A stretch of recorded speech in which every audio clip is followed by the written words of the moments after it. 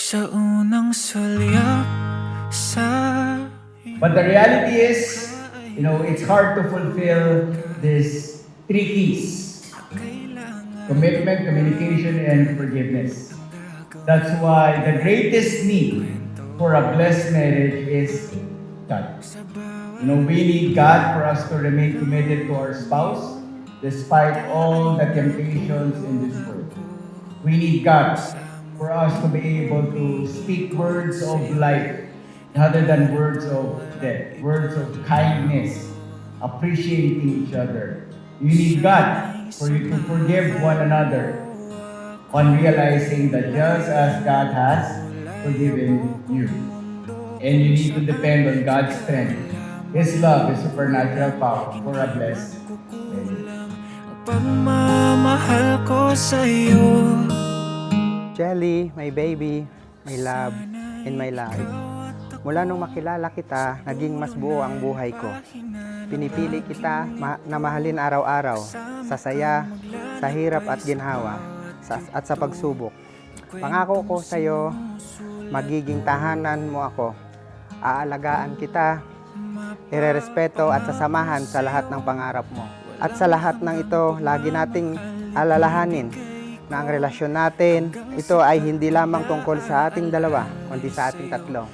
Ikaw, ako, at si God ang sentro. To God all be the glory. I love you.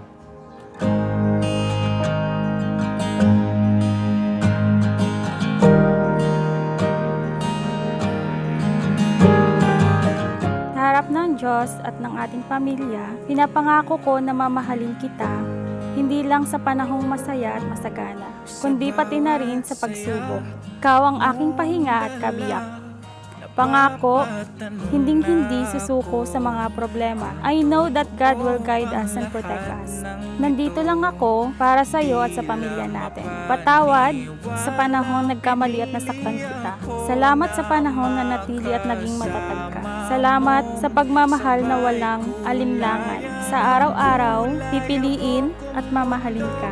At magpakailanman, I love you with all my heart and all my soul.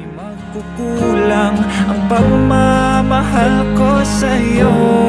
Sana'y ikaw at ako sa dulo ng pahina ng aking libro.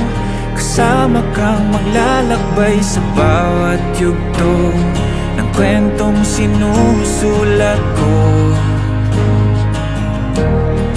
Mapapangako sa'yo, walang hanggang pagmamahal ibibigay ko. Hanggang sa pagtanda aalalay sa'yo. Magtiwala ka lang, mahal ko. Kahit tagal hinintay. Before kasi nung nililigawan pa lang niya ako, pinapangarap ko lang talaga is same sa papa ko, mabait.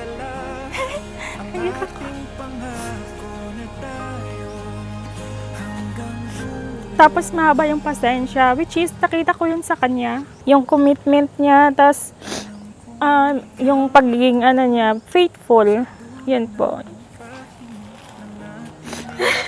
I love you, Rolin, my baby. Thank you. Mapapangako sa'yo, walang hanggang pagmamahal ibibigay ko. Hanggang sa pagtanda aalalay sa'yo. Marinig ko lang sagot mong oo.